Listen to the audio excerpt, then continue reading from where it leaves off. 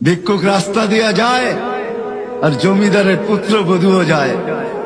একজন সামনের থেকে আসতেছে, একজন সামনের দিকে যাইতেছে।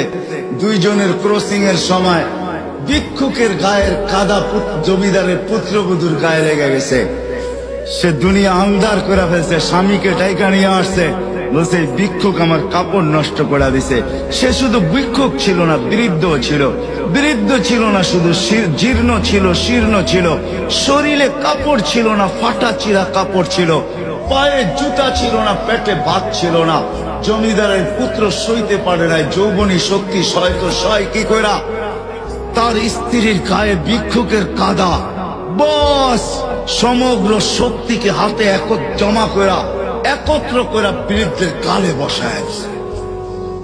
বৃদ্ধ কিচ্ছু বলে নাই, শুধু উপরের দিকে তাকায় দুই তিনটা শব্দ উচ্চারণ করছেন। শব্দগুলা হলো ইয়া মাল্লাহ তারা হলো ওয়ুন, ও আল্লাহ চোখে দেখা যায় না। ও তারা কুল্লা শাই, তুই সব দেখিস। ফারা তারা মা বি, তুই কি দেখিস না আমার সাথে কি ঘটতেছে, এটা কি দেখিস না? বলতে দেরি যুবক, মরতে দেরি হয় না। জমিদার চলে আসতে প্রতিশোধ নিবে। বৃদ্ধের একদিকে মুস্কি হাসি, একদিকে বলতেছে প্রেমের খেলা এমনই হয়। জিজ্ঞাসা করছে কিসের প্রেমের খেলা রে? বলছে ওর প্রেমিকার গায়ে আমার কাদা লাগছে, পায়ের কাদা লাগছে, ও সইতে পারে নাই। যৌবনী শক্তি দিয়ে আমার বৃদ্ধ গালে বসায় দিছে। আমাকেও একজন ভালোবাসে, সেও সইতে পারে না,